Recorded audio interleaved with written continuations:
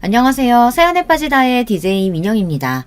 오늘도 두 가지 사연 준비되어 있으니까 끝까지 함께 해주시고요. 그럼 오늘의 사연 함께 만나볼게요. 안녕하세요.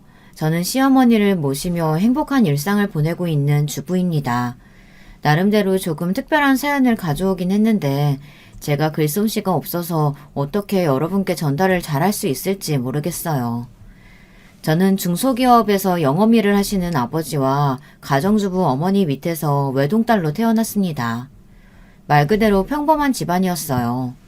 한 푼이라도 아끼기 위해 여름철에는 선풍기로 버티며 유난을 떨기도 하고 특별한 날에는 가끔가다 큰맘 먹고 외식도 하고 그리 풍족하게 자라지는 않았지만 부족할 것도 없는 유년 시절이었어요.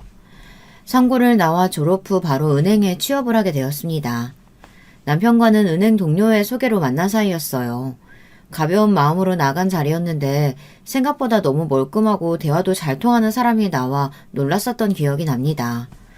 남편도 저희 아버지처럼 회사에서 영업일을 하는 사람이었어요. 보통 영업직에 있다고 하면 활발하고 외향적인 성격일 거라고 생각하잖아요. 실제로도 그런 사람들이 많고요. 그렇지만 저희 남편은 영업직과는 전혀 어울리지 않는 사람이었습니다. 나긋나긋한 목소리에 천성이 다정하고 내향적인 사람이었어요. 저는 그런 남편의 다정함과 부드러움에 푹 빠졌고 만난 지 얼마 되지 않아 결혼 이야기까지 오가게 되었습니다. 서로 성격도 잘 맞고 둘 다 결혼 정년기였고 경제적으로도 큰 문제가 없었기에 결혼 준비는 착착 진행되었지만 예상 외의 난관이 있었습니다. 바로 남편 위로 3명의 누나가 있다는 사실이었어요. 남편은 늦둥이였고 가장 큰 누나와는 나이가 거의 20살가량 차이가 났습니다. 남편의 부모님께서 제법 규모 있는 커다란 식당을 운영하셨는데요. 어렸을 적부터 장사를 하시느라 바쁜 부모님 대신 큰 누나가 남편을 키우다시피 했다고 했어요. 나머지 누나들도 보통 누나들보다 남편에게 훨씬 관심도 많고 참견이 심한 편이었습니다. 우리 누나들이 조금 극성이긴 하지. 누나들 눈에는 아직도 내가 어린이처럼 보이나 봐. 어렸을 때부터 장사로 바쁜 어머니 대신해서 누나들이 거의 나를 키우다시피 했다고 하더라고. 특히 큰 누나가 고생을 많이 했다고 들었어. 누나한테 난 동생이 아니라 거의 아들이나 마찬가지일 거야. 그래서 이렇게 매사에 관심이 많은 것 같은데 그래도 결혼하고 나면 지금처럼 하나부터 10까지 참견하지는 않을 거야. 남편은 별 걱정하지 말라며 그저 다른 집안 누나들보다 조금 더 친밀한 사이일 뿐이지 결혼 후까지 극성맞은 시누이 짓은 하지 않을 거라고 말했어요. 하지만 걱정되는 것은 어쩔 수 없었습니다. 그도 그럴 것이 처음 인사드리러 간 자리에서부터 누나들의 인상이 영 좋지 못했거든요. 식사 자리에서 시누이들은 시부모님 옆에 차례대로 짜르륵 앉아 제게 질문을 연발하며 하나부터 10까지 마음에 들지 않는다는 듯 따지고 들었어요. 나이가 우리 동생이랑 동갑이라고? 여자치고는 좀 많은 거 아니야? 그 나이까지 결혼 안 하고 뭐 했어? 어디 하자 있는 건 아니지? 뭐 애 낳는데 문제가 있다거나. 은행원이라고 했던가? 모아둔 돈은 좀 있어? 부모님은 뭐 하시고? 설마 결혼하고 바로 일을 그만두고 우리 동생한테 빌부터 살 건 아니지? 아니 근데 아까부터 표정이 왜 그래? 뭐 마음에 안 드는 거 있어? 아니면 우리가 이렇게 질문하는 게 짜증이라도 나나? 어른들 앞에서 표정 관리할 줄도 몰라? 원래 그렇게 사회생활 기초도 못하는 거야? 정신없이 몰아치는 질문들과 핀잔에 혼미할 지경이었어요. 다행히도 남편이 옆에서 적당히 대답해주며 저를 도와주었기에 망정이지 남편마저 없었으면 그 자리에서 도망갈 뻔했습니다. 시부모님께서는 장사를 오래 해오셔서 그런지 성격이 몹시 괄괄한 분들이셨고 식사 자리는 굉장히 정신이 없었어요. 솔직히 말하자면 처음으로 인사를 드리고 온 후로 남편과의 결혼이 많이 망설여질 정도였습니다. 저런 분위기에 집안에서 자랐는데 남편은 어떻게 이렇게 조용하고 얌전하고 내성적인 사람일 수 있을지 싶었어요. 다른 가족들과는 아예 결이 다른 사람처럼 느껴졌달까요? 어렸을 때부터 늦둥이라 오냐오냐 예쁨 받고 온실 속의 화초처럼 자랐기 때문일 거라 대강 짐작만 했습니다. 남편은 누나들이 딴지를 걸어올 때 저를 대신해 몇 번 대답을 해주기는 했지만 큰형님께서 언성을 높이시면 찍소리도 못하고 고개를 끄덕이기만 했거든요. 제가 다정하고 사력 있다고 생각했던 남편의 성격은 소심하고 자기 주장 한마디 제대로 내뱉지 못하는 답답한 성격이 되기도 했습니다. 그렇게 한 달여간을 고민하던 저는 결국 남편과 결혼을 하기로 했어요. 가장 큰 이유는 저희 아버지께서 당시에 큰 병을 앓고 계셨기 때문이었습니다. 아버지께서는 몹시 위독한 상황이셨고 몇 년 전부터 병상에 누워 계셨기에 아버지께서 돌아가시기 전에 하나뿐인 외동딸이 결혼하는 모습을 보여드려야겠다고 생각했어요. 남편 집안 식구들은 조금 갈갈하긴 해도 남편과는 대화도 잘 통하고 잘 맞는 사람이었고 경제적으로도 문제 없는 사람이니 이 정도면 참고 살만하다 생각했었죠. 물론 결혼 후에 이 결정을 뼈저리게 후회하긴 했지만요. 그렇지만 솔직히 어떻게 완벽하게 본인 마음에 드는 사람과 만나 결혼을 할 수 있겠어요. 그런 말이 있잖아요. 결혼은 정말 사랑하는 사람과 하는 것이 아니라 결혼할 나이에 옆에 있는 사람과 하게 되는 거라고요. 저는 그렇게 남편과 본격적인 결혼 준비를 시작하게 되었습니다. 그러나 남편의 저의 결혼 준비는 준비 과정부터 영 순탄치 못했어요. 물론 이유는 3명의 시누이들 때문이었습니다. 시누이들은 본인들이 마치 시어머니라도 되는 마냥 결혼식장, 결혼 날짜, 웨딩드레스는 물론 예물, 예단, 심지어 혼수까지도 이 세탁기가 좋다, 저 TV가 좋다, 하나하나 감나라 배나라 참견질을 했습니다. 남편이 중간다리 역할이라도 제대로 해줬으면 참 좋으련만 위에서 얘기했듯이 시누이들 앞에만 서면 엄마 앞에 5살 먹은 어린애 마냥 구는 남편 때문에 머리가 아플 지경이었어요. 물론 어느 정도 예상은 했던 일이지만 매번 같은 일을 반복하려니 가슴이 참 답답하더라고요. 처음에 몇 번은 형님, 이런 건 저희들이 알아서 상의해서 결정할게요. 얘기를 드려보기도 했지만 원래 이런 건 어른들 말 듣는 거라며 남편 성격 생각하면 알아서 잘할 리가 없다고 본인들이 시키는 대로 하는 게 맞다 고집을 피우는 통에 말싸움 하기 싫어 그저 내내 대답하다 보니 남편과 결혼을 하는 건지 시누이들과 결혼을 하는 건지 구분이 되지 않을 수준이었습니다. 참다 못해 시부모님께 도움을 청해보기도 했지만 시어머니께서는 살림에 소홀했던 본인 때문에 시누이들이 남편을 아들같이 키워 조금 극성맞은 거라고 저보고 이해하라는 말씀만 반복하셨어요. 몇 번이고 결혼을 뒤엎을까 생각도 했지만 병상에 누워 계시는 아버지를 생각하며 참고 또 참았습니다. 그렇지 않아도 하나 있는 딸이 결혼이 늦어져 걱정이 많으셨던 분인데 겨우 성사되었던 결혼이 엎어지기라도 한다면 그 충격에 몸 상태가 더 악화되실까 걱정이 되었거든요. 큰형님과 작은형님께서도 참견이 몹시 심하셨지만 제게 가장 까다롭게 구셨던 건 막내 형님이었습니다. 일찍이 결혼하셔서 슬하에 자식을 두고 계시던 큰형님과 작은형님과는 다르게 남편과 7살 차이가 나는 명내 형님께선 미혼이셨거든요. 특별한 이유가 있나 싶었는데 알고 보니 3번이나 파혼을 하셨다고 하더라고요. 2번 다 남자 쪽에서 파혼하자고 했었고 이유는 막내 형님의 말도 안 되는 결혼 요구 조건 때문이었습니다. 막내 형님께서는 제가 첫 만남에서 처음 만나 뵙고 감탄했을 정도로 눈에 띄는 미인이셨는데요. 그런데 왜 지금껏 결혼을 못하셨을까 의아했었는데 세상 모든 일에는 다 이유가 있더라고요. 사람이 얼굴값을 한다고 막내 형님께서는 화장품이며 명품이며 버시는 돈의 대부분을 사치품을 구매하는 데 사용하셨고 결혼을 약속한 남자들에게 몇십억짜리 아파트며 값비싼 결혼 반지를 요구하셨다고 하더라고요. 그 조건에 도저히 맞출 수 없었던 남자들은 하나같이 도망갔고 결국 막내 형님께서는 40이 다 되어가는 나이까지 결혼을 하지 못하고 계셨던 거예요. 그러면서 본인은 결혼을 못한 것이 아니라 안 하는 것이라고 큰 소리를 떵떵 치셨는데요. 막상 결혼 이야기만 나오면 몹시 예민한 모습을 보이셨어요. 그런 상황에 남동생이 먼저 결혼을 하게 되었으니 막내 형님의 눈에 제가 얼마나 거슬리겠어요. 당연히 하나부터 10까지 딴지를 걸며 꼬투리 잡기에 바빴고 제가 준비해간 예물이며 예단이 너무 형편없네. 본인은 남자들에게 비싼 집이며 억소리 나는 반지를 요구했으면서 요즘 시대에 남자가 집을 다 준비하는 경우가 어디 있냐고 여자도 돈을 보태야 한다고 뻔뻔하게 굴었습니다. 요즘 말로 이런 건 내가 하면 로맨스, 남이 하면 불륜이라고 한다죠. 막내 형님께서는 딱 그 말에 걸맞는 분이셨어요. 어쩜 그렇게 본인 위주로만 세상을 바라볼 수 있는지 지금도 신기할 지경이었습니다. 결혼 준비부터 여러 고난들이 있었지만 더 큰 문제는 결혼 후에 찾아왔어요. 저와 남편의 신혼집은 원래 시댁에서 가까운 아파트로 정해졌었는데요. 계약에 문제가 생겨서 결혼을 하고도 두어 달 동안 이사를 가지 못하게 되었습니다. 결국 저희는 두어 달 동안을 시댁에서 시부모님을 모시며 지내게 되었죠. 사실 시부모님께서는 장사 때문에 새벽부터 나가 밤 늦게 돌아오셨기에 시부모님과 마주치는 시간은 그렇게 많지 않았어요.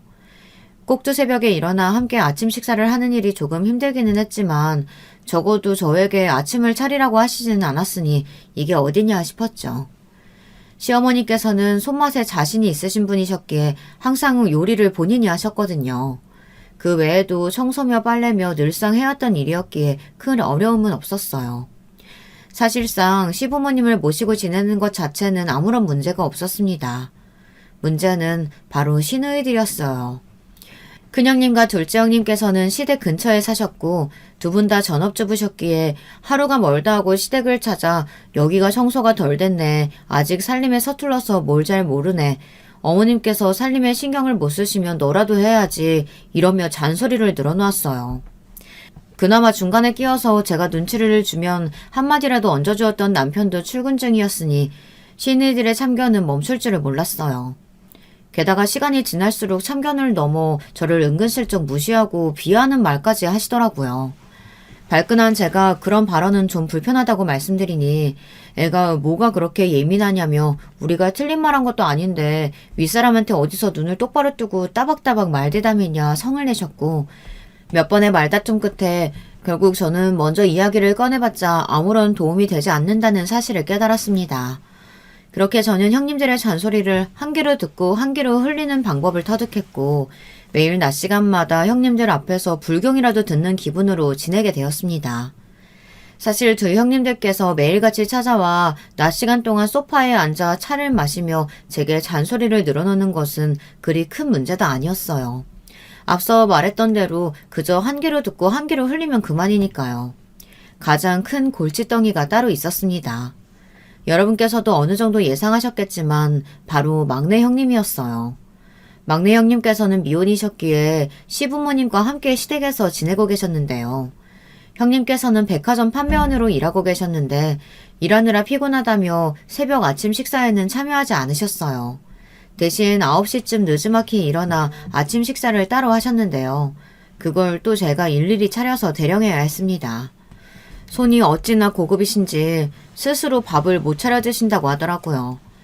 제가 시댁살이를 시작하기 전에는 어떻게 밥을 차려 드셨는지 알 수 없는 일이었죠.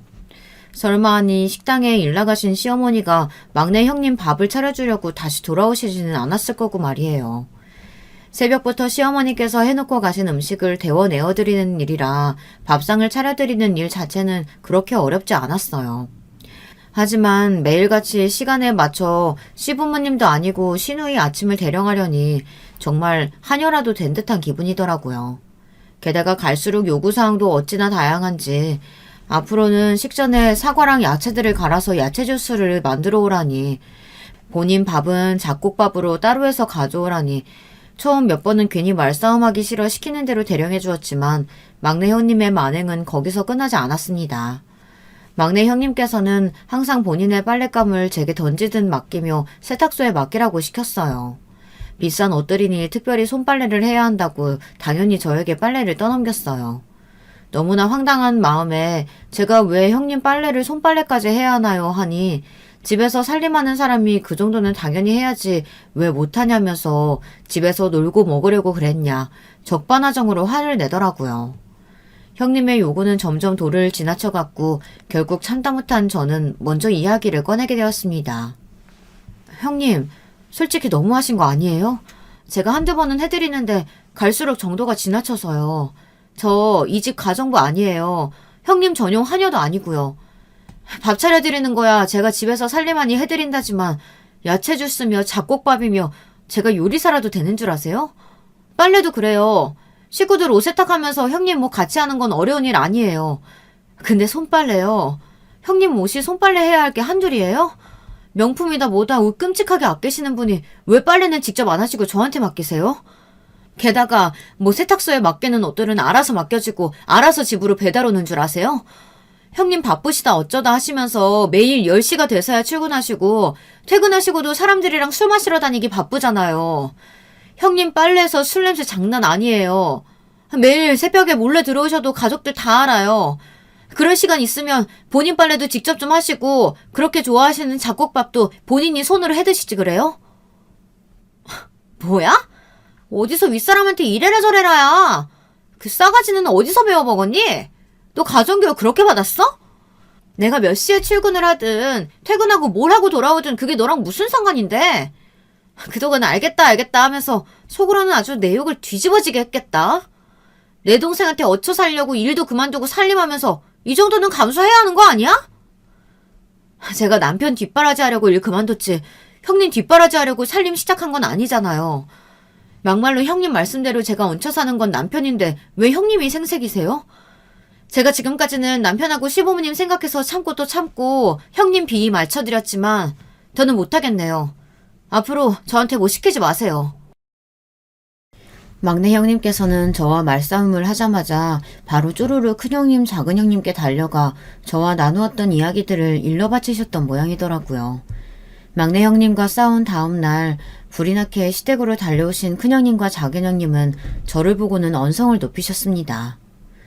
얘가 그동안 우리 앞에서는 얌전한 척 내내거리더니 그동안 집에서 셋째 괴롭히고 있었다며? 너 그동안 셋째 밥만 대충 차려주고 빨래도 쏙 빼놓고 하고 개무시했다는 거 그거 사실이야? 너 정말 무서운 애다. 얘, 너 그렇게 안 봤는데 사람이 그렇게 앞뒤가 다르면 안 되는 거 아니야? 너 이러는 거 우리 어머니 아버지랑 동생도 알아? 동생이랑 매일같이 우리 뒷얘기한 거 아니냐고. 너 내가 처음부터 인상이 안 좋다 했어. 어디서 저런 여시 같은 애가 우리 집에 굴러 들어와가지고 순진한 우리 동생 꼬셔가지고 제대로 한몫 잡겠다 이거야? 그게 무슨 말씀이세요? 저 한 번도 남편한테 형님들 욕해본 적 없어요. 그리고 막내 형님을 제가 일부러 괴롭히다뇨. 말도 안 돼요. 오히려 제가 그동안 형님한테 다 맞춰드리느라 얼마나 힘들었는데요. 두 분의 말씀에 너무 어이가 없었던 저는 절대 그런 게 아니다. 남편한테 한 번도 형님들 얘기를 해본 적 없다. 지금까지 막내 형님께서 요구하셨던 것들 전부 맞춰드렸는데 더 이상은 너무 힘들어서 그런 거다. 막내 형님께서 어떻게 이야기를 전하셨는지는 모르겠지만 막내 형님 말씀만 듣고 저한테 와서 바로 따지시니 너무 섭섭하다. 전 그래도 그동안 형님들이 말씀하시는 것들 잘 듣고 배우려고 했고 모든 게 낯선 환경이지만 그래도 여기에 잘 적응하려고 나름대로 노력 중이었는데 두 분 다 정말 너무하시다며 울음을 터뜨렸어요. 제가 눈물을 보일 거라고는 예상하지 못하셨는지 두 형님들께선 애써 딴청을 부리시며 우리가 뭘 어쨌다고 또 울기까지 하냐며 앞으로 조심하라 경고를 하시고는 자리를 떠나버리셨습니다. 너무 억울하고 슬픈 마음이었지만 어쩔 도리가 없었어요. 불행 중 다행으로 그쯤 아파트 계약이 마무리되어 시댁살이를 청산하고 신혼집으로 들어가게 되었습니다. 아파트로 이사를 한 후로는 시댁 식구들을 만날 일이 드물어 숨통이 조금이나마 트이는 기분이었어요. 그러나 얼마 지나지 않아 또 한 번 일이 터졌습니다. 적지 않은 연세로 매일 새벽같이 가게에 나가 일을 하시던 시아버지께서 갑작스레 심근경색으로 쓰러지신 겁니다. 시아버지께서 병원으로 급히 실려가셨지만 처치가 늦어 뇌에 심각한 손상이 생겼고 그렇게 뇌사에 빠지셨습니다. 하루아침에 시아버지가 병상에 누우시게 되자 시어머니께서는 큰 충격에 빠지셨어요. 가게 문까지 닫으시고 시아버지 곁에서 머물며 지극정성으로 간호를 하셨지만 결국 시아버지께서는 얼마 버티시지 못하고 돌아가시게 되었습니다. 비극은 거기서 끝이 아니었어요. 가족들 모두 시아버지께서는 아마도 다시 일어나지 못하고 돌아가실 거라고 예상하고 있었지만 시어머니께서는 그래도 신랄 같은 희망을 잡고 계셨던 모양입니다. 시아버지께서 돌아가신 후 시어머니께서는 충격으로 쓰러지셨고 한참이 지나 다시 눈을 뜨신 시어머니께서는 치매 증상을 보이시기 시작했습니다. 시어머니의 기억은 아주 옛날에 멈춰있는 듯 했어요. 본인께서 3명의 딸과 1명의 아들을 슬하에 두고 있다는 사실은 알고 계셨지만 그들이 나이를 먹을 대로 먹어 벌써 자식까지 있는 나이라는 사실을 인지하지 못하시더군요. 시어머니의 기억 속에 딸들과 아들은 아직도 어린아이였고 당연히 저와 남편은 물론이고 시누이들까지 알아보지 못하셨습니다. 시어머니께서는 시도 때도 없이 시아버지를 찾으셨고 그럴 때마다 가족들은 시아버지는 돌아가셨다고 설명해 드렸지만 시어머니께서는 소리를 지르며 내 남편 어디 갔냐, 니네가 숨겨놨지 하시며 악을 바리바리 쓰셨습니다. 처음에는 우리 어머니 어떡하냐며 엉엉 울고 매일같이 병원에 발도장을 찍던 시누이들은 점점 그런 시어머니의 폐악질에 견디다 못해 발길을 끊기 시작했습니다. 저는 매일같이 어머니의 곁을 지키며 간호했지만 어머니께서는 저를 전혀 알아보시지 못했어요. 몇 번이나 며느리라고 말씀을 드렸지만 우리 아들은 이제 10살 배기인데 어떻게 며느리가 있겠냐며 거짓말하지 말라고 제 말을 믿지 않으셨습니다. 결국 저는 가족들은 모두 멀리 있고 시어머니께서는 몸이 아프셔서 병원에 입원해 계신 거라며 건강해지면 가족들을 다시 만날 수 있다고 설명드렸지만 시어머니께서는 본인은 멀쩡한데 왜 병원에 가둬놓냐며 그마저도 받아들이지 못하시고 매일 병원을 나가겠다 떼를 쓰셨습니다. 결국 그런 시어머니를 두고 가족회의가 열렸어요. 큰형님, 작은형님 부부와 막내형님, 그리고 저희 부부까지 모두 한자리에 모이게 되었습니다. 침묵만 맴돌던 가족회의에서 가장 먼저 입을 연 것은 큰형님이었어요. 어머니, 저대로 계속 병원에 둘 거야? 병원비도 한두 푼도 아니고 의사 말로는 치매 증상이 시작되면 다시 정신이 돌아오는 경우가 거의 없다고 하던데. 병원에 입원한다고 마땅한 치료법이 있는 것도 아니고 그냥 집으로 모셔야지. 그래, 어머니 저렇게 계속 병원에 가둬 두는 것도 너무 죄송스러워. 이야기는 점점 어머니를 병원에서 퇴원시키고 집에서 모시자는 쪽으로 흘러갔고 저와 남편은 그저 시누이들끼리 이야기하는 것을 지켜보고 있을 뿐이었습니다. 너네도 알다시피 나 첫째가 지금 고3이야. 안 그래도 애가 얼마나 예민한데 집에 치매 걸린 어머니를 모실 수가 있겠어? 발소리 하나 TV 소리 하나 크게 못 내서 온 집안이 큰애 눈치 보느라 나도 죽을 지경이야. 그런데 치매 환자를 집에 데리고 간다니 말이 안 되지. 난 절대 안 돼. 언니, 어떻게 그렇게 무책임하게 말할 수가 있어? 여기 사정 없는 사람이 어딨어. 우리 둘째 유학 준비하는 거 알지? 요즘 얼마나 정신이 없는데 이리저리 돌아다니느라 집 거의 비워놓는 수준이야. 안 그래도 신경 쓸 거 많은데 어떻게 치매 환자를 집에 모실 수가 있겠어? 언니들은 그래도 주부잖아. 난 매일같이 백화점에 출근해서 일하는데 어떻게 어머니를 모셔? 집에 있는 시간이 긴 사람이 모시는 게 맞지. 난 빼고 얘기해줘. 그래, 너 말 한 번 잘했다. 솔직히 말해서 여기서 어머니 모시기에 제일 적합한 사람이 누구겠니? 하루 종일 아무것도 안 하고 남편한테 빌부터 사는 애 딱 하나 있네. 그러게, 생각해보니까 적임자가 있네. 그동안 혼자 억울한 척 착한 척은 다 하더니 어머니 치매 걸리셨다고 이제 와서 모른 척 할 건 아니겠지? 설마 사람이 양심 있으면 그러진 않겠지. 한마디도 안 하고 지금까지 입 꾹 다물고 있는 걸 보니 그럴 생각인지 아닌지는 모르겠는데. 그렇게 그 자리에 모든 사람들의 시선이 저에게 집중되었고 몹시 당황스러운 심정이었습니다. 솔직히 먼저 어머니를 집에서 모시자고 이야기를 꺼낸 것은 본인들이면서 이렇게까지 당연하다는 듯 제게 어머니를 떠밀 것이라고는 상상조차 못했거든요. 게다가 다른 사람도 아니고 본인들의 어머니인데 아무리 치매에 걸리셨다고 한들 이렇게 나몰라라 할 수 있는 건가요? 여러분들께서는 이해가 되시나요? 전 정말 시누이들의 뻔뻔한 면모가 이해가 되질 않았습니다. 저는 저희 아버지께서 처음 쓰러지시고 병상에 누우셔서 손발도 제대로 못 가누시게 되었을 때 하나부터 열까지 다 수발을 들어야 했던 상황에서도 아무런 불평 불만 없이 아버지를 모셨었거든요. 그게 지금껏 저를 낳아주시고 키워주셨던 아버지에게 은혜를 갚는 길이라고 생각했고 아버지께서 돌아가실 때까지 한 번도 힘들다거나 아버지를 원망스럽게 생각해 본 적이 없었습니다. 오히려 아버지께서 고통스러워하시고 힘들어하시는 모습을 보면 가슴이 미어질 듯 아프기만 했죠. 그런데 어떻게 시누이들은 친딸이라는 사람들이 본인들을 알아보지도 못하는 시어머니를 남에게 떠넘길 생각부터 할 수가 있는 걸까요? 그것도 지금껏 그렇게 효녀들인 척, 집안 사람들을 위하는 척 저에게 하나부터 열까지 핀잔 주고 잔소리를 쏟아냈던 사람들이 말이죠. 이렇게 갑작스럽게 말씀하시니 좀 당황스럽긴 하네요. 솔직히 저 같으면 저희 어머니께서 쓰러지셨으면 상황이 어떻든 제가 먼저 모시려고 했을 것 같은데 아무리 시어머니라는들 피 한 방울 안 섞인 제가 당연히 치매에 걸린 어머니를 모셔야 한다는 결론이 이치에 맞는 일인가요? 형님들 형편이 어려운 것도 아니고 제가 전문 간병인도 아니고 다 같이 돌아가면서 어머니를 모시거나 전문 요양원에 모시는 게 맞다고 생각하는데요. 제 입에서 나온 요양원이라는 말에 신우이 셋은 모두 발작이라도 하는 듯 언성을 높이며 고래고래 소리를 질렀습니다.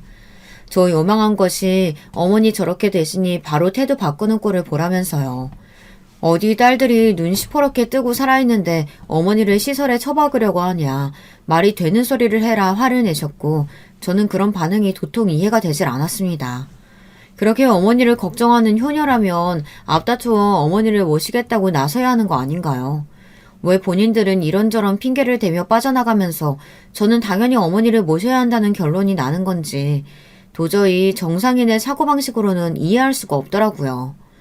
저도 이번에는 도저히 내내하며 시누이들 비위를 맞춰줄 수 없었고 결국 가족회의는 마땅한 결론을 내리지 못한 채 흐지부지 서로 감정만 상하고 끝이 났습니다.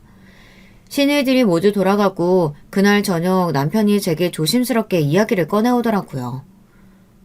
여보, 그동안 당신 고생 많이 한 거 알아.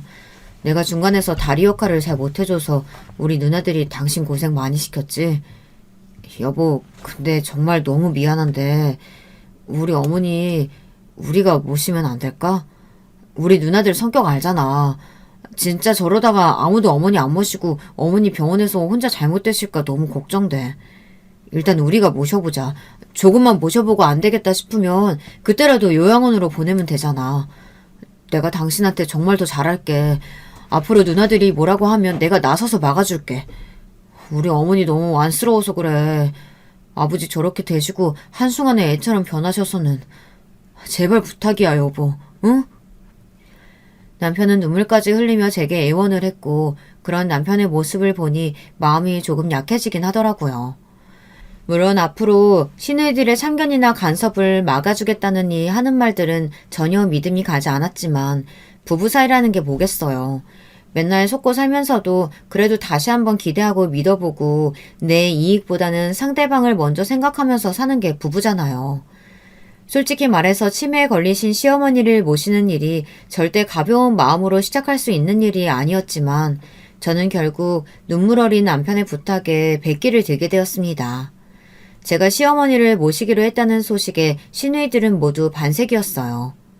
그래, 진짜 그랬어야지. 네가 드디어 정신을 차렸나 보구나. 그동안 우리 어머니가 너 얼마나 편하게 해줬니? 다 은혜 갚는 거라고 생각하고 잘 모셔.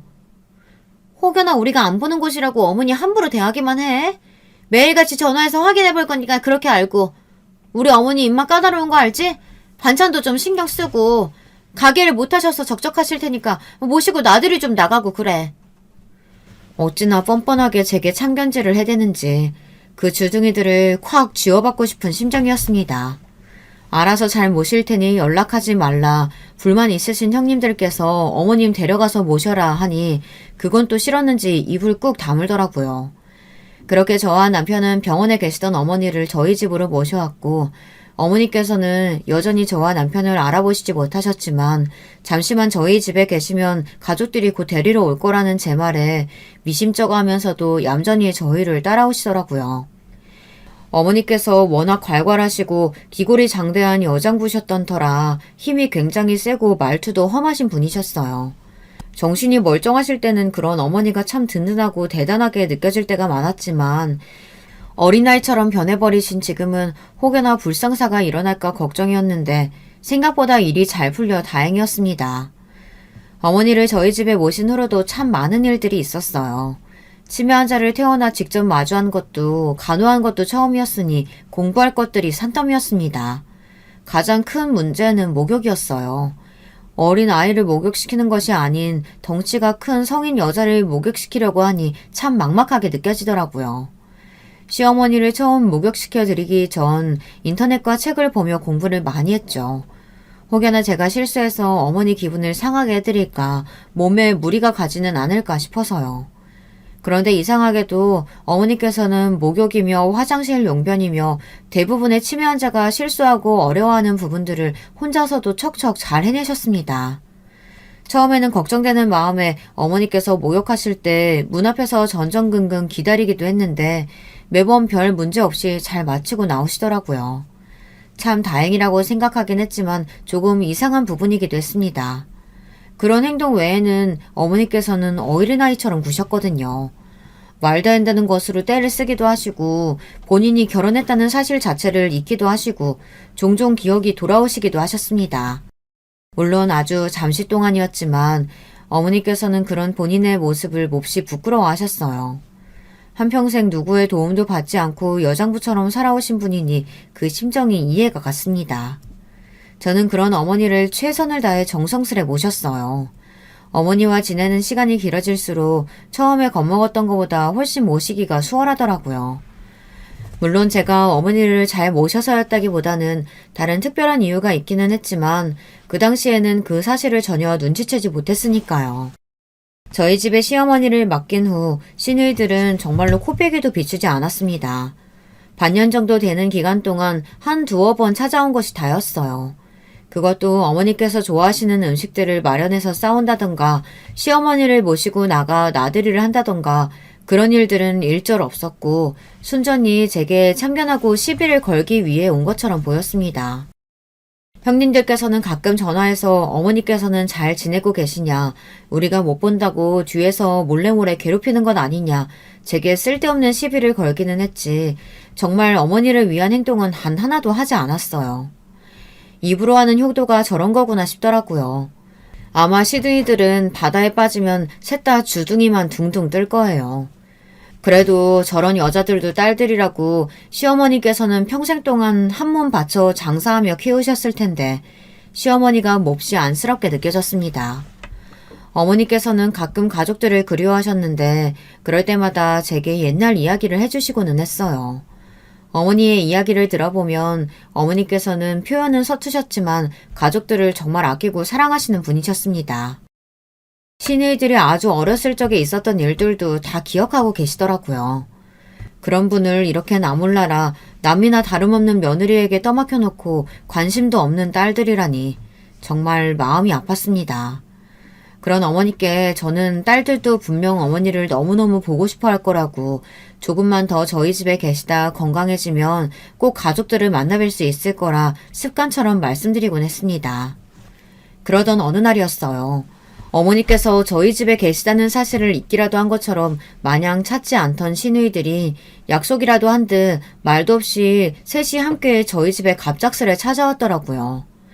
그날은 시어머니께서 좋아하시는 늙은 호박을 넣은 된장국을 끓였고 아무것도 넣지 않은 묽은 계란찜을 찬으로 밥을 먹던 중이었어요. 어머니께서 부쩍 소화력이 약해지셔서 고기 같은 것들을 입에 대기도 싫어하셨거든요.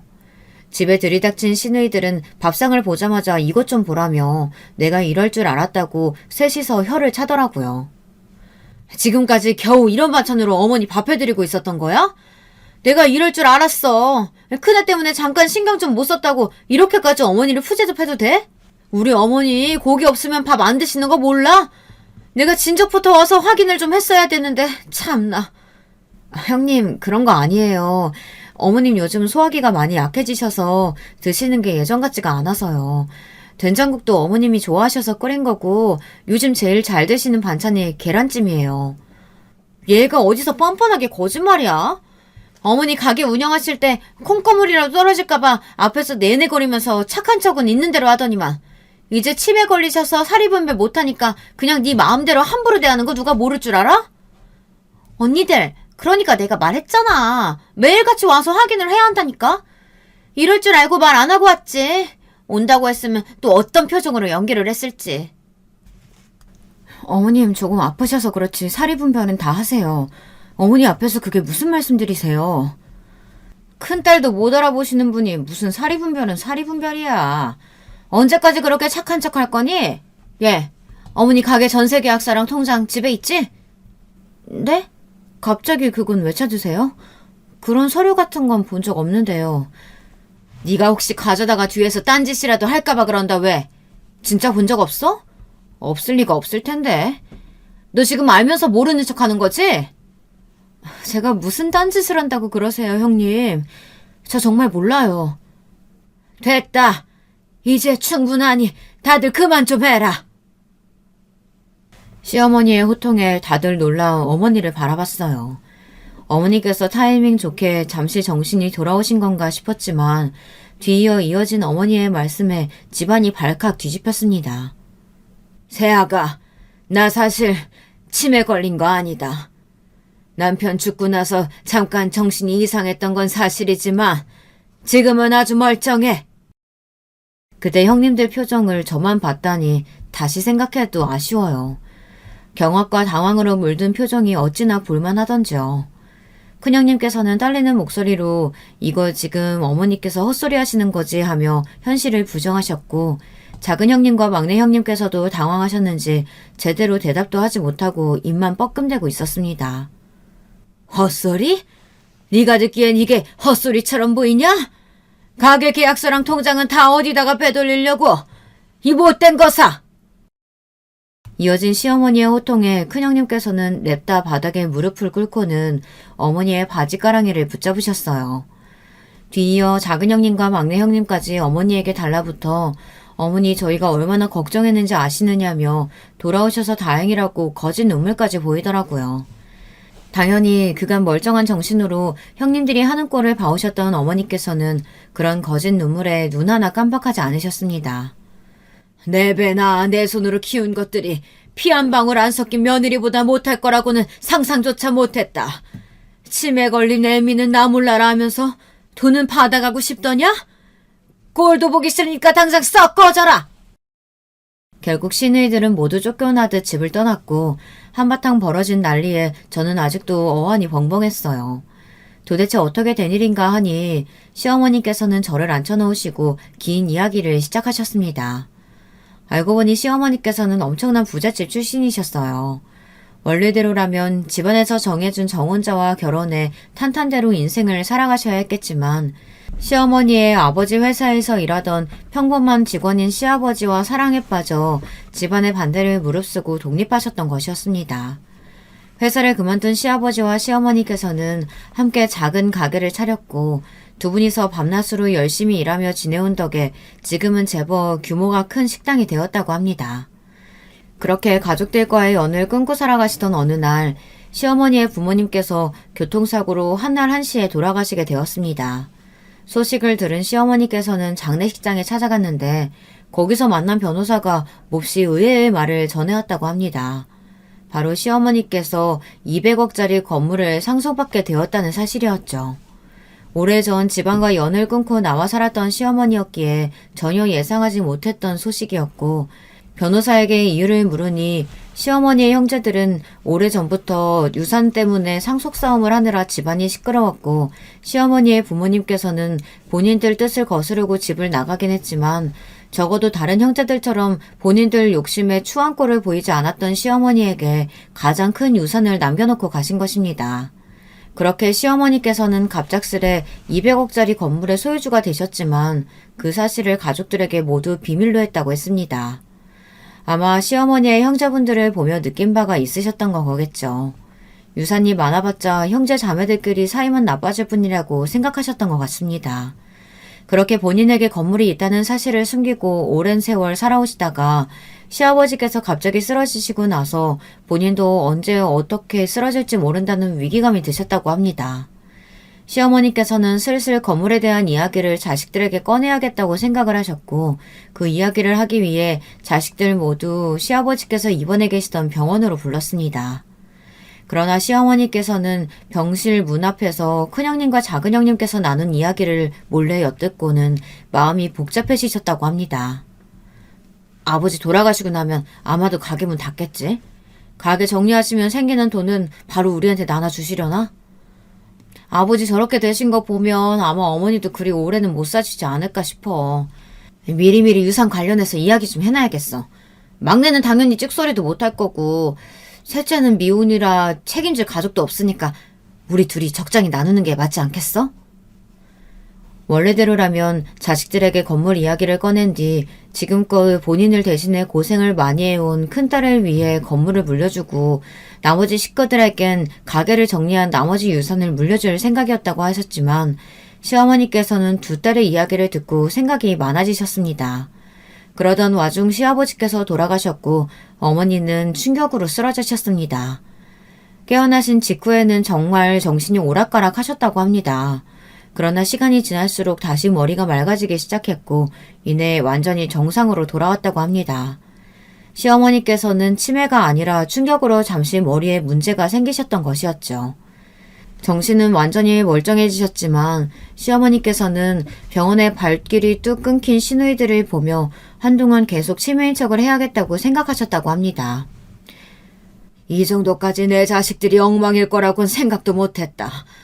내가 자식을 잘못 키웠나 싶기도 하고 점점 병원에 찾아오지 않는 딸들을 보고 너무나 실망스러웠어. 이대로 딸들에게 유산을 물려주면 안 되겠다 생각이 들었고 그 뒤로도 계속 치매에 걸린 척 연기를 해왔던 거야. 시어머니께서는 설마하니 본인을 요양원 같은 곳에 보내지는 않을 거라고 생각하셨고 적어도 자매들이 번갈아가며 본인을 돌볼 거라고 예상하셨다고 합니다. 그러나 예상과는 달리 시어머니를 모시기로 한 것은 저와 남편이었고 상황을 전부 파악하지는 못하셨지만 보나마나 딸들이 본인을 제게 떠넘겼다는 사실만은 분명하게 알 수 있었다고 하셨습니다. 그 시점에서 분노하며 자신이 치매가 아니라는 사실을 밝힐까 생각도 하셨지만 저와 남편이 단순히 등 떠밀려 본인을 돌보기로 한 것인지 아니면 최소한의 효심으로 하는 일인지 알아보기 위해 계속해서 치매 환자인 척 연기를 하셨다고 합니다. 솔직히 좀 놀랐다. 네가 나를 이렇게까지 정성스럽게 돌볼 거라곤 생각하지도 못했거든. 피가 섞인 자식들도 나 몰라라 하는데 피 한 방울 안 섞인 며느리가 남들 보는 눈도 없는 곳에서 말 한마디 함부로 하지 않고 매사에 신경 써주는 모습이 연기는 아닌 것 같더구나. 처음엔 널 시험하기 위해 시작한 일이었지만 시간이 지날수록 너와 함께 보내는 날들이 참 편안하고 좋았어. 그래서 생각보다 더 시간을 오래 보냈던 거야. 그런데 딸들이라고는 어미가 정신이 흐리니 어떻게든 돈 빼낼 궁리만 하고 있고 아무리 생각해도 저 괘씸한 것들한테 유산을 물려준다는 건 말이 안 되는 것 같아. 건물이고 가게고 전부 너하고 막내한테 물려주련다.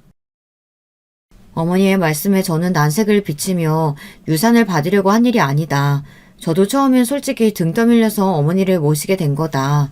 형님들을 제치고 제가 유산을 전부 받는 건 도리에 맞지 않는 일 같다 거절의 말씀을 드렸습니다. 그러나 어머니께서는 확고하셨어요.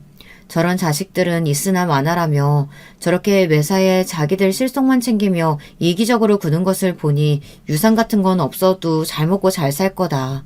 저희 부부에게 유산을 물려주는 것이 맞는 일이다. 고집을 굽히지 않으셨습니다. 소식을 들은 시누이들은 당연히 펄펄 뛰었어요. 어머니께서 치매에 걸리셨다는 사실을 알자마자 나 몰라라 버려놓고 어머니께서 정신이 돌아오실 기미가 보이질 않으니 그새를 못 참고 유산이 탐나서 계약서며 통장을 빼들리러 온 주제에 참 어이가 없더라고요. 솔직히 저 같으면 어머니께 너무나 부끄럽고 죄송해서 얼굴도 못 내밀 것 같은데 시누이들은 여전히 뻔뻔하게 굴더라고요. 그래도 본인들이 친딸인데 어떻게 우리한테는 아무것도 물려주시지 않고 전부 다 며느리한테만 줄 수 있느냐면서요. 시어머니께서는 호통을 치시며 말 한 번 잘했다고 너희가 정말 내 친딸이 맞기나 하냐. 친자식들인데 어떻게 그런 식으로 부모를 나몰라라 할 수가 있냐. 며느리 없었으면 난 진작 요양원에 가고도 남았을 거라며 이제부터 나한테 자식이라고는 아들 하나고 며느리 하나뿐이다. 연락할 필요 없다 말을 딱 끊어내셨고 당연히 시누이들은 그 뒤로도 계속해서 끈질기게 찾아왔지만 어머니께서는 몹시 냉랭하셨습니다. 한사코 거절했지만 결국 저는 하루아침에 200억짜리 건물의 건물주가 되었어요. 솔직히 말하자면 지금도 잘 믿기지가 않습니다. 통장에 찍히는 월세들을 보면 조금이나마의 현실감이 나긴 하지만요. 시어머니께서는 그 뒤로 운영하시던 가게를 접고 저와 함께 이리저리 놀러 다니시며 지내고 계세요. 치매 사건 후로 벌써 몇 년이 흘렀지만 아직도 정정하십니다. 시어머니께서는 본인이 치매가 아니라는 사실을 밝히신 후 그동안 본인을 돌보느라 고생 많았다며 혼자서도 지낼 수 있다고 다시 본가로 돌아가고자 하셨지만 저는 그런 어머니를 붙잡았습니다. 이제 가게 장사도 안 하시고 시아버지도 집에 안 계신데 혼자 집에서 지내시려면 너무 적적하시지 않겠냐고요. 저도 어머니 모시는 동안 정이 많이 들었다고 혼자 있으면 너무 허전할 것 같다. 앞으로도 같이 지냈으면 좋겠다 말씀드렸고 처음엔 됐다고 손사래를 치시던 어머니께서도 결국 저희 집에 머무시며 지금은 남편과 어머니와 셋이서 함께 즐겁게 지내고 있습니다. 어머니의 냉정한 태도에도 시누이들은 굴하지 않고 몇 번이나 저희 집을 찾아오며 생떼를 부렸지만 지금은 모두 포기하고 전화 한 통 하지 않고 있는 실정이에요. 시어머니께서는 잘된 일이라며 저런 것들 없는 자식인 셈 치고 사는 게 속 편하다 말씀하시지만 그래도 본인 손으로 낳아 기른 자식들이니 얼마나 속이 상하시겠어요.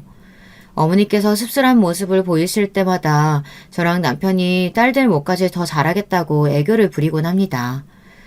처음에는 괄괄한 성격의 말투며 행동이며 뭐 하나 다정하신 부분이 없는 시어머니가 조금 매섭고 매정하게 느껴지기도 했었지만 지금은 툴툴대시면서도 알뜰살뜰히 저를 챙겨주시는 어머니만의 애정 표현이 참 좋아요. 가끔은 귀엽게 느껴지기도 할 정도입니다. 어머니께서는 제가 그런 말씀을 드리면 닭살 돋는다고 싫어하시지만요. 오늘도 어머니께서 제일 좋아하시는 늙은 호박 된장국을 끓여서 같이 저녁 식사를 했어요. 식사 후에 과일을 먹으며 도란도란 이야기를 나누고 자려고 누웠는데 문득 이런 일상이 너무 행복하고 이 기가 막힌 사연을 남들과 공유하고 싶은 마음에 글을 써서 보내봅니다. 어머니, 제가 유튜브 채널 알려드린 이후로 자주 찾아보시는 것 같던데 제 사연도 언젠가는 시청하시려나요? 깜짝 놀라실 얼굴이 보고 싶어 일부러 말씀은 안 드려야겠어요. 오래오래 저랑 남편 곁에 건강하게 머물러주세요. 너무 감사하고 사랑합니다. 글 읽어주신 분들도 모두 감사드려요.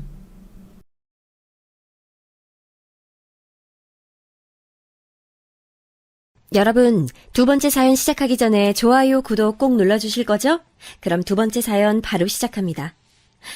물에 빠진 놈 구해줬더니 보따리 내놓으라고 한다 라고 하는 유명한 속담 다들 아시죠? 살면서 이런 사람 안 만나보신 분은 아마 없을 텐데요. 그런데 그 물에 빠진 놈이 보따리가 아니라 아주 집, 차, 집안 재산 다 내놓으라고 한다면 기분이 어떠실 것 같나요? 네, 제가 오늘 들려드릴 사연은 그 물에 빠진 놈 구해주려다 오히려 제가 된통 당할 뻔한 얘기입니다. 그 주인공 누구인지는 듣다 보면 등장하니까 끝까지 한번 잘 들어주세요. 저는 올해 결혼한 지 10년 차 되는 주부입니다. 남편이랑은 친구의 소개로 만나서 1년간 잘 연애하다가 무사히 결혼에 골이 냈고 현재 8살, 5살 아이들을 키우고 있습니다. 저는 홀어머니 밑에서 어렵게 자랐습니다. 아버지는 병으로 일찍 돌아가셨고 엄마는 그렇게 남겨진 저와 남동생들을 어떻게든 먹여 살려보겠다고 조그만 분식집을 운영하시면서 밤낮으로 고생을 하며 사셨어요. 저는 장녀로서 엄마가 얼마나 고생을 하시면서 사는지 잘 알았기에 남동생들을 잘 돌보면서 열심히 공부에만 매진하는 학창시절을 보냈습니다. 그렇게 열심히 공부한 덕에 괜찮은 대학에 들어가게 되고 무사히 졸업도 하면서 바로 취직을 하게 되어 비교적 사회에서 자리를 일찍 잡았습니다. 그렇게 일찍 사회적으로 안정을 찾은 덕에 좋은 남편감도 소개를 받아 지금의 소중한 가정을 이룰 수 있었습니다. 남편은 다정하고 성실한 요 근래에 보기 드문 좋은 사람이었어요. 아주 화목한 가정에서 자란 전형적인 된 사람이었죠. 남편 가족의 화목함을 하나 더 얘기하자면 남편에게는 우애가 둘째가라면 서러울 5살 터울의 남동생이 있어요. 어찌나 사이가 좋은지 주변에서도 다들 부러워하죠. 남편은 늘 입버릇처럼 얘기하곤 했어요. 우리 부모님 돌아가시고 나면 진욱이가 의지할 사람은 나뿐이야. 무슨 일이 있어도 내 동생은 내가 지킬 거야. 무슨 영화 태극기 휘날림의 한 장면 같다고요? 물론 두 형제가 그 정도까지의 어려운 상황 속에서 자란 것은 아니었지만 사실 도련님이 취직하고 자리를 잡는 데까지 오랫동안 고생을 많이 했거든요. 마치 저 태극기 휘달리며의 대사와 같은 말도 도련님이 행여 자리를 잡지 못하더라도 친형인 자신이 끝까지 도와주고 보살필 거라는 각오의 말이었죠. 도련님은 대학을 졸업하고 유난히 취업 문턱에서 고배를 많이 마셨어요. 그 과정에서 서울에서 알바하면서 취업을 준비하기 위해 잠시 저희 집에서 살면서 신세를 진 적도 있었고요. 대학 시절부터 오랫동안 사귀어온 도련님의 여자친구도 뒤에서 여러모로 물적, 심적 지원을 해줬죠. 그렇게 저희 부부와 여자친구의 적극적인 지원 아래에서 포기하지 않고 계속 도전한 끝에 도련님은 오랫동안 목표로 해오던 기업에 입사를 하게 됐고 남편은 동생의 취업 성공에 누구보다도 기뻐했습니다. 그 과정을 바로 옆에서 지켜봐온 저도 더할 나위 없이 함께 기뻤죠. 머지않아 가족이 될 도련님의 여자친구도 역시 누구보다 기뻐했을 것은 더 말할 것도 없겠죠. 도련님은 처음 해보는 사회생활이 낯설어 입사 초반에는 고생을 많이 했지만 오랫동안 조강지처와 다름없는 역할을 해준 여자친구와의 본격적인 결혼 준비에 연연하느라 회사 생활이 힘든 줄도 몰랐다고 해요. 얼른 결혼해서 사랑하는 아내와 좋은 가정을 이루는 게 오랫동안 기다려준 여자친구와 부모님, 형과 형수에게 보답하는 길이라면서요. 도련님의 여자친구 유진 씨는 저와 남편도 몇 번 같이 본 적이 있는데 정말 참하고 괜찮은 사람이었어요. 손윗동서인 제가 우리 집안의 가족으로 맞이하면 더할 나위 없겠다고 생각할 정도였으니까요. 동서지간에 서로가 서로를 정말 괜찮은 사람이다라고 생각할 수 있다는 것은 정말 적은 확률로 일어날 수 있는 일인 거 모두 잘 아시죠? 그런데 저와 유진 씨는 그게 가능했어요. 그만큼 유진 씨가 좋은 사람이었기 때문이에요. 사실 이미 10여 년간 도련님의 곁을 지키면서 끊임없이 역경을 함께한 모습에서 그게 증명이 된 거였죠. 그렇게 도련님이 회사 생활한 지 2년 차쯤 되었을까요? 드디어 도련님이 결혼을 하게 된다고 가족들에게 발표를 하고 새색시를 소개하겠다고 하며 시부모님과 남편과 제가 함께하는 식사 자리를 마련했습니다. 저는 그때까지만 해도 조금 의아했어요. 이미 가족과 다름없었던 도련님의 여자친구 유진 씨를 굳이 뭘 소개까지 하고 인사를 시키나 하는 생각이 들었거든요. 그만큼 도련님과 유진 씨의 결혼은 이미 예정되어 있는 거나 마찬가지였기 때문이에요. 그러나 저는 이때까지만 해도 앞으로 벌어질 엄청난 일은 아예 상상도 하지 못했어요.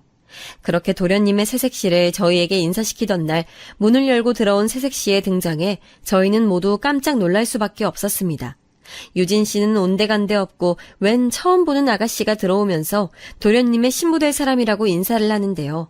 저와 남편은 말없이 서로를 번갈아 보며 당황한 기색을 감출 수 없었습니다. 그저 이게 뭐지? 깜짝 이벤트인가? 몰래카메라인가? 하는 생각만 들 뿐이었습니다. 안녕하세요. 진욱 오빠랑 결혼 약속한 정수민이에요. 이제서야 처음 인사드리게 되어 죄송합니다. 진작에 인사드렸어야 했는데 오빠도 저도 갑작스레 이런저런 일들이 생겨 정리하느라 예상했던 것보다 결혼 계획이 조금 지연됐지 뭐예요. 앞으로 잘 부탁드립니다. 당연히 유진 씨가 있었어야 할 자리에 처음 보는 다른 예비 신부가 등장하고서부터는 도무지 그 식사 자리가 어떻게 흘러갔는지 기억도 나지 않아요. 우리 가족 중 그 누구도 예상하지 못했던 일이었으니까요. 그러나 그런 저희의 어색한 분위기가 너무도 무색할 정도로 도련님의 새로운 예비 신부는 아주 싹싹하게 분위기에 잘 녹아들었습니다. 남편은 도련님을 방구석 한쪽으로 조용히 데려가서 물었습니다. 야, 너 어떻게 된 거야? 유진 씨는 어디 가고 생전 처음 보는 아가씨가 네 예비 신부래? 그렇게 됐어, 형. 유진이 좋은 여자니까 나 아니어도 좋은 사람 만나서 잘 살 거야. 나도 이제 유진이 다 잊고 수민이랑 새로운 인생 시작할래. 야, 아무리 그래도 그렇지 형한테 한마디 말도 없이 이렇게 놀래키기야? 미안해, 형. 상황이 그렇게 됐어. 그 상황이라 함은 이렇습니다. 오랫동안 도련님의 곁을 지켜온 유진 씨와는 도련님의 입사 이후 사이가 급격히 소원해졌대요. 경무에 시달리는 신입사원이었던 도련님은 계속해서 바쁜 회사 스케줄을 이유로 유진 씨와 점점 만나는 일이 드물어졌고 결국에는 그 권태기를 극복하지 못한 채 헤어지게 됐답니다. 여러분도 주변에서 오랫동안 잘 만나오던 커플이 예상외로 쉽게 헤어지는 경우 많이 보시죠? 그리고 신기하게도 그렇게 오랫동안 만나던 커플이 헤어지면 결혼을 무지하게 빨리 서두르는 것도요. 그게 바로 도련님의 케이스였습니다. 유진 씨와 헤어지기가 무섭게 새로운 사람이랑 결혼을 결정했으니까요. 그리고 그렇게 된 데에는 또 다른 결정적 이유가 있었습니다. 같은 회사에 근무하던 지금의 동서는 도련님이 여자친구가 없는 걸 알고 적극적으로 먼저 대시를 해왔대요. 도련님은 오랜 연애 상대와의 이별의 여파로 당분간 누구와도 만나고 싶지 않다고 했지만 허한 마음을 달랠 길이 없던 와중에 적극적으로 자신에게 다가오는 동서가 싫지만은 않았대요. 뭐 여기까지는 크게 문제가 없어 보이는 일반적인 얘기예요. 하지만 늘 그놈의 술이 문제죠. 어느 큰 프로젝트가 끝난 날 부서 회식 자리를 마치고 도련님은 지금의 동서와 사고를 치고 말았습니다.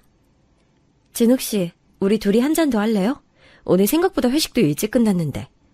아, 우리 아직 단둘이 술자리 하기엔 조금 이르지 않나요? 다음에 더 친해지면 그때 한 잔해요, 수민 씨. 에이, 편의점에서 맥주 한 잔만 간단히 해요. 네? 네? 아이, 얼른요. 아, 참, 그럼 딱 맥주 한 잔만입니다. 그런데 어디 술 기운이 오른 청춘 남녀가 그런 분위기에서 맥주 한 잔으로 마무리가 쉽게 될까요? 그날로 두 사람은 잠자리를 갖게 됐는데 문제는 동서가 그날 사건으로 바로 임신을 하게 됐다지 뭐예요. 평생 말썽 한 번 부리지 않은 도련님이었는데 한편으론 유진 씨와의 이별의 여파가 얼마나 컸으면 그렇게 섣부르게 행동했을까 하는 마음에 짠하기도 했어요. 하지만 이제 어쩌겠어요. 아기까지 들어섰는데 결혼을 서두를 수밖에요. 아니 세상에, 그럼 지금 너희들이 엄마 아빠가 될 예정이라는 거야? 아직 결혼도 안 했는데? 네, 엄마. 경솔했던 건 인정해요. 그래도 요새 아기 낳고 싶어도 임신하기 쉽지 않은 부부들 많다던데 이왕 이렇게 된 거 수민이랑 빨리 결혼해서 아이 낳고 잘 살게요. 그렇게 도련님은 오랜 여자친구였던 유진 씨와의 이별 뒤에 얼마 지나지 않아 새로운 짝인 지금의 동서와 금방 결혼을 했습니다. 아이를 가진 상태였기에 결혼을 더욱더 서둘렀죠. 그런데 의외로 동서는 처음 가졌던 선입견과는 달리 참 괜찮은 사람이었습니다. 시부모님께도 잘하고 손윗동서인 제게도 늘 예의 바르게 대했어요. 계절마다 명절마다 저와 남편에게 좋은 선물을 보내왔고 새로 태어난 아기에게도 좋은 엄마인 것 같았어요. 결혼과 동시에 동서는 회사를 퇴사하고 육아에만 전념했고 서방님은 열심히 새로 태어난 아기와 아내를 먹여 살리기 위해 일했죠. 서방님의 전 여자친구였던 유진 씨를 너무 오랫동안 당연하게 동서가 될 사람으로 생각하고 있어서 그랬는지 몰라도 진짜 동서가 된 이 사람에게 마음을 여는 것이 쉽진 않았는데 이렇게까지 나이스한 사람이면 동서감으로 그리고 서방님의 아내감으로 아주 잘 맞는다는 생각이 들었습니다. 그렇게 저희 집안은 번갯불에 콩 구워 먹듯이 한 서방님의 결혼 때의 급박한 분위기와는 다르게 점점 안정을 찾아가는 듯 보였습니다. 그런데 그렇게 평화롭게만 보였던 저희 집안에 커다란 소식이 하나 들려왔습니다. 바로 서방님 내외가 2년여간의 결혼 생활에 종지부를 찍고 이혼을 한다는 것이었어요. 아기가 이제 겨우 2살 정도밖에 안 됐는데 너무 갑작스러운 두 사람의 결정에 저희는 많이 놀랐죠. 너무 급하게 결혼을 했던 탓일까요? 아니, 아무리 급하게 한 결혼이었지만 저는 동서가 참 사람도 괜찮고 제가 본 서방님도 결혼할 때 빼곤 기본적으로 매우 신중한 사람이었는데 거의 통보하듯 시부모님과 저희 부부에게 이혼 사실을 알려오니 적잖이 당황스러웠어요. 내용을 듣고 보니 서방님 내외는 사실 별거한 지 꽤 됐고 지난달에 이혼 재판이 마무리돼서 완전하게 갈라섰다고 하더라고요. 양육권은 동서가 가져가게 됐는데 전 아무래도 뭔가 이상했어요. 아무도 모르게 이혼 소송을 진행한 것도 그렇고 양육권은 왜 동서가 가져가는지 등등 궁금한 게 한두 가지가 아니었죠. 그래서 서방님한테 어찌된 영문인지 따로 물었지만 애초에 너무 섣부르게 결정한 결혼이었고 저와는 맞지 않는 사람입니다. 그래서 서로 각자의 길을 가기로 했어요 라는 말만 남기고 더 이상 얘기하고 싶어 하지 않는 눈치였습니다. 아니 그럼 이제 막 24개월 조금 넘은 서방님 아들 민준이는요? 그리고 애초에 양육권은 왜 동서한테 넘어간 거예요? 자세히 설명 좀 해주세요 서방님. 그렇게 됐습니다, 영수님. 더 이상 묻지 말아주세요. 아기랑 애 엄마 다 자기들 알아서 잘 살아갈 거예요. 제가 이제껏 봐온 서방님은 서글서글하고 정이 많은 사람이었는데 그날 마주한 서방님은 찔러도 피 한 방울 안 나올 것 같은 냉혈한의 모습이었어요. 게다가 자기 자식의 양육권을 빼앗겼는데 아무렇지 않아 하다니요. 화목하고 우애가 깊은 집안에서 자란 사람 같다고는 도저히 여길 수 없었습니다. 하지만 두 사람의 결정이고 제가 더 이상 관여하는 것은 오지랖 같아서 더 묻지 않았습니다. 다만 아기 낳고 기른다고 퇴사한 후에 별다른 직업 없이 이혼을 한 동서의 앞날이 걱정되기만 했죠. 그래서 저는 남편과 서방님은 모르게 몰래 동서에게 전화를 해보았습니다. 동서, 어떻게 지내고 있어? 이게 도대체 어떻게 된 일이야? 형님. 동서는 제 전화를 받자마자 한참을 그렇게 울었습니다. 그리고 진정이 좀 됐는지 그제서야 제게 그간의 일을 털어놓기 시작했습니다. 형님, 박진욱 그 인간이요 글쎄 저를 두고 바람이 났지 뭐예요? 게다가 그 상대가 누군지 아세요? 저 만나기 전 10년 가까이 사귀었다던 그 옛날 여자친구 있죠? 바로 그 여자예요. 그 옛날 여자친구라고 하면 바로 앞서 초반에 수도 없이 언급했던 유진 씨 한 사람밖에 없었습니다. 서방님과 10년간 연애를 해왔고 당연히 서방님이랑 결혼하게 될 줄 알았던 그 유진 씨. 그 이름 자체도 정말 오랜만에 듣는 건데 그 이름을 동서의 입을 통해서 듣게 될 줄 누가 알았겠어요. 그리고 그 유진 씨한테 서방님이 다시 돌아갔다니 그것도 자신의 본처를 버린 채로 동서가 정말 너무나 불쌍하고 처량해지는 순간이었습니다. 동서로부터 들은 사건의 전말은 이랬습니다. 서방님 내외는 본격적으로 서로에 대해 알기도 전에 아기가 들어섰기 때문에 서둘러 결혼을 결정했지만 역시나 너무 급하게 한 결혼 탓에 서로 성격이 잘 맞지 않았다고 합니다. 사소한 것부터 다투기 시작했고 동서의 배는 더더욱 불러오는데 서방님은 오히려 갈수록 소홀해지는 느낌이었대요. 어찌저찌 조카 민준이가 태어나서 육아에 전념하느라 두 사람의 갈등은 잠시 소강 상태가 되는가 싶었지만 그마저도 민준이가 돌이 지나서 걷기 시작할 무렵부터는 서방님은 아예 육아에 손을 떼다시피 했대요. 늘 다정한 제 남편을 쏙 닮은 서방님의 모습만 기억하고 있던 저는 지금 동서가 설명하는 서방님의 모습이 진짜일 거라고는 도무지 믿기지가 않았습니다. 동서는 아무리 생각해도 이 남자가 다른 여자가 생긴 것 같다는 생각을 했대요. 이렇게 저렇게 생각을 해봐도 서방님이 자신과 가정에 소홀해진 게 그 이유밖에 없다면서요. 아무리 급하게 한 결혼이지만 자신이 본 서방님이란 남자는 이렇게까지 자신의 가정에 무책임할 사람으로는 안 보였다고요. 정말 이렇게까지 가정을 내팽개칠 정도면 바람피는 것 말고는 이유가 없다는 생각이 들었던 거죠. 그도 그럴 것이 서방님이 틈만 나면 야근이다 회식이다 해서 늦게 들어오는 일이 잦아지면서 동서는 그제서야 그 의심이 확신으로 다가왔대요. 그렇게 서방님의 바람을 확신한 동서는 민준이를 친정엄마에게 맡기고 몰래 서방님의 뒤를 밟았다고 합니다. 며칠을 밤이고 낮이고 서방님의 뒤를 밟았대요. 그렇게 끊임없이 잠복하던 중 글쎄 버젓이 해가 중천에 떠있을 시간에 서방님과 전 여자친구 유진 씨가 모텔에서 나오는 장면을 목격하게 됐대요. 순간 온 머릿속이 어질어질해지고 손이 떨려서 준비해놓은 카메라로 제대로 그 장면을 찍지도 못했다고 합니다. 그렇게 동서는 집으로 돌아와서 며칠을 펑펑 울었고 도저히 이렇게 살 수 없다 싶어서 이혼을 결정하게 됐다고 합니다.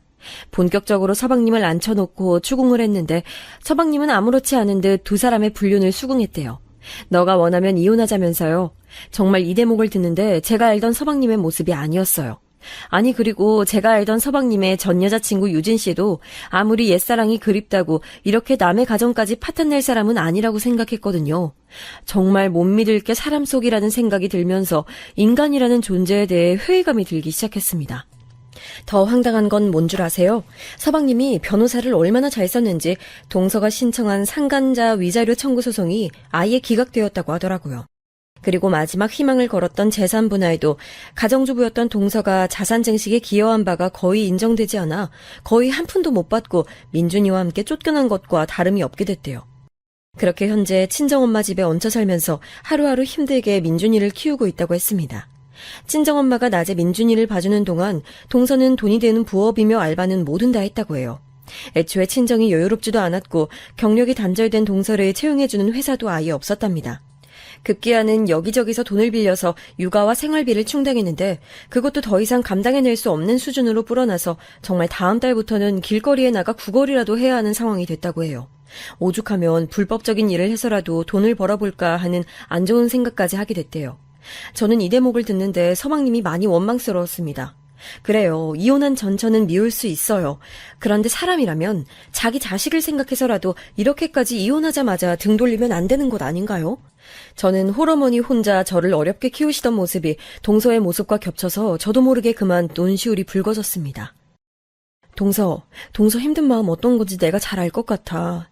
그래도 사람이 죽으란 법은 없으니까 꼭 힘내고 안 좋은 생각하지 말고 참고 견디면 좋은 날이 올 거야. 응? 하염없이 펑펑 울던 동서를 겨우 달래 진정시키고 전화를 끊은 뒤 저는 곧바로 남편에게로 가서 상의했습니다. 오빠, 서방님이랑 동서 얘기 당신은 처음부터 다 알고 있었지?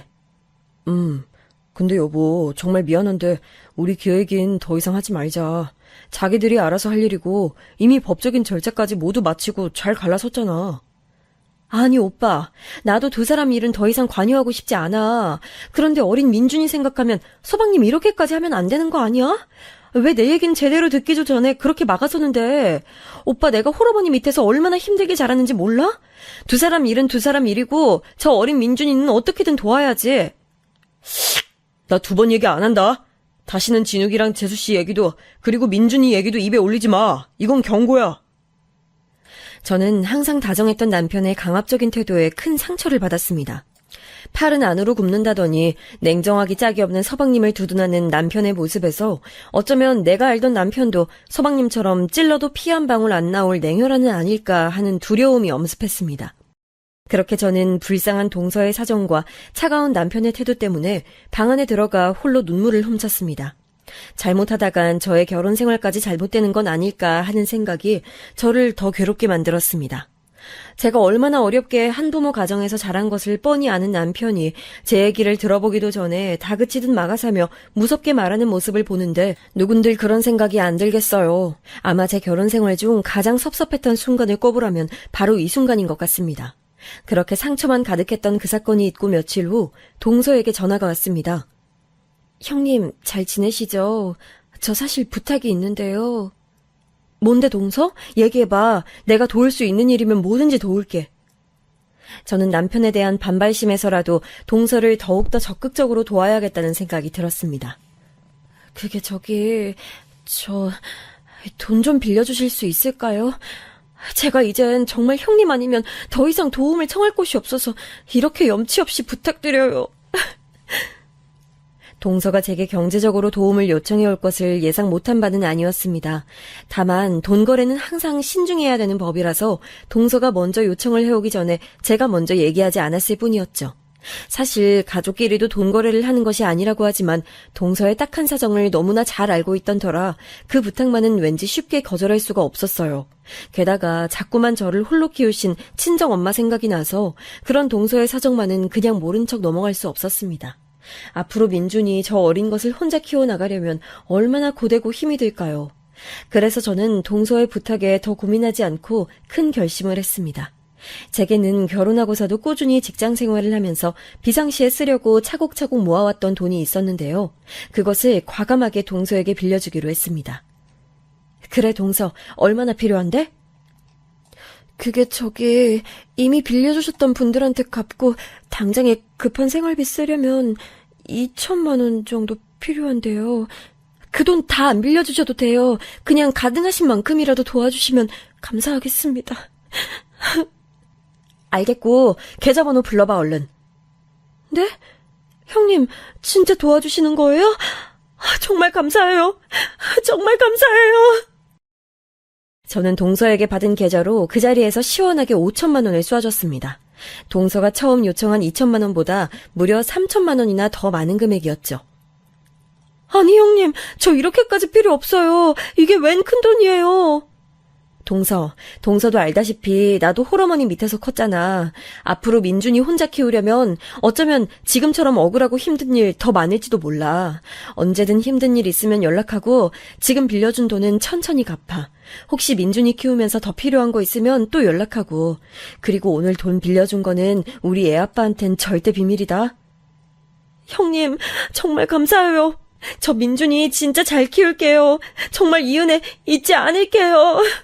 5천만 원이라는 큰 돈을 핏줄도 아닌 전 동서에게 빌려주는 것은 쉽지 않은 일이죠. 하지만 저는 제가 한 일이 틀렸다고 생각하지 않았습니다. 오히려 우리 친정엄마 같이 힘든 상황에 처한 사람을 도울 수 있어서 제 자신이 자랑스럽기까지 했습니다. 엄마가 얼마나 힘들게 저를 키우면서 고생하셨는지를 제 두 눈으로 똑똑히 봐왔으니까요. 그리고 적어도 사람이라면 자기 아들을 위해서 이 정도 도움은 전처에게 주는 것이 마땅하지 않나 하는 생각에 냉혈한 같은 서방님이 원망스러웠습니다. 남편도 덩달아 미웠던 것은 더 말할 필요도 없고요. 그렇게 서방님의 이혼 사건은 일단락되어 두 사람은 각자의 삶을 알아서 잘 살아가는 듯 보였습니다. 서방님은 뻔뻔하게도 전 여자친구였던 유진 씨와 아예 대놓고 다시 교제를 하기 시작했고, 동서는 제가 빌려준 돈이 큰 도움이 됐는지 남편과 시댁 식구들 몰래 틈틈이 제게 연락하고 선물을 보내곤 했어요. 하루가 다르게 커가는 민준이 소식과 사진도 보내줬는데 그때는 정말로 마음이 뿌듯했습니다. 얼른 저 불쌍한 동서도 새로 의지할 수 있는 좋은 짝을 만났으면 하는 생각이 들기도 했습니다.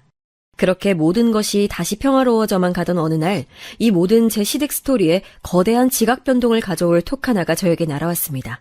그것은 동서가 제게 보낸 톡이었는데 내용이 조금 이상했습니다.